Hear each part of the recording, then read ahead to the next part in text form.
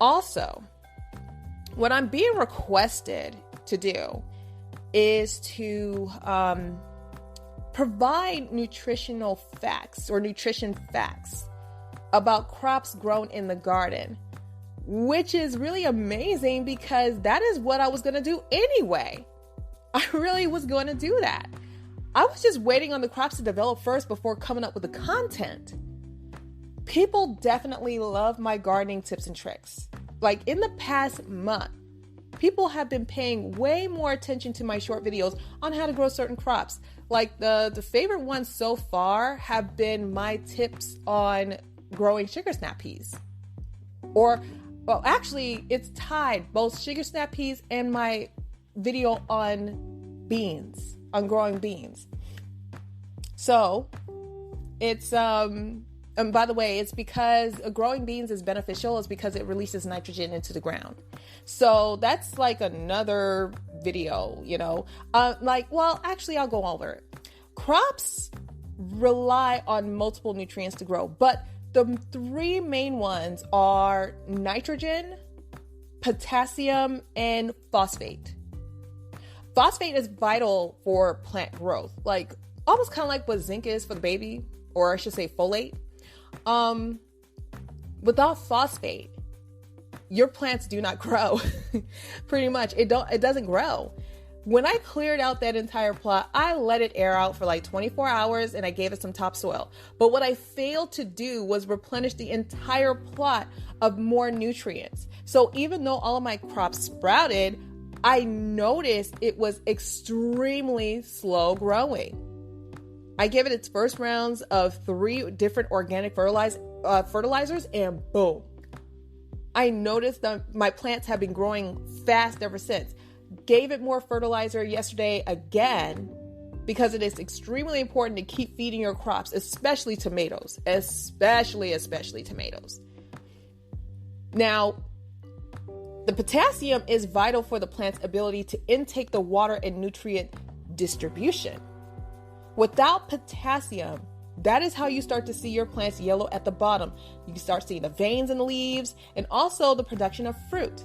Your crop yield will also be very, very minimal without potassium.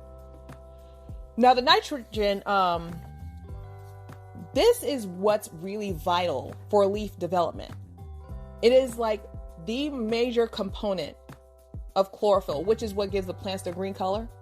It is also the component that plants use to take in that sunlight energy and promote photosynthesis. You know? Nitrogen is actually the most important out of that 3 I just named. Because without strong and proper leaf growth, the plant can't use the sunlight to grow and produce properly. So basically, the plant won't survive it without it at all. Like, at all. No ifs, ands, or buts. So, beans release nitrogen into the soil. And I actually found out recently that it's actually the entire, pretty much the legume family. So, sugar snap peas also release nitrogen into the soil.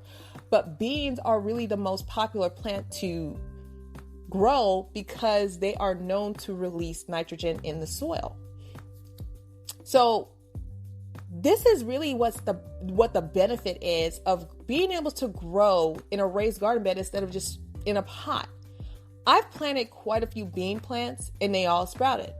And ever since they sprouted, my garden has absolutely thrived since. This was also around the same time I fertilized my plot as well. So that could have something to do with it as well. But ever since my beans have sprouted, my garden has just absolutely thrived. Now, I'm still waiting to grind up the eggshells to spread across the garden because eggshells also contain a lot of nutrients, particularly calcium. And so, yeah, plants love that, especially my tomatoes. But those bean plants releasing nitrogen into the soil is huge. I planted those beans smack dab in the middle of my 4x20 plot. All 4 of my kale plants happen to be right next to the beans. They have been growing like crazy ever since those beans sprouted.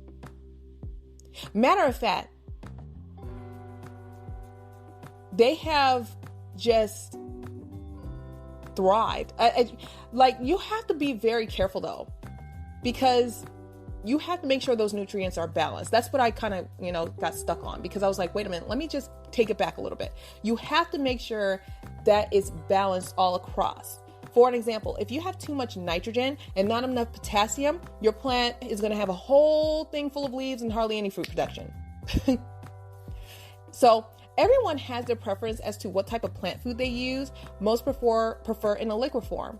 I prefer the slow releasing fertilizer every other week, because I noticed that with the liquid fertilizer, I have to supply the plants way more often, and it has to be the perfect balance of solution with water. With the slow releasing fertilizer, I could just lightly spread throughout the plot and keep watering. It just works best for me. I mean, I'll eventually use the liquid fertilizer, especially on my tomato plants, but for now, this is just what works.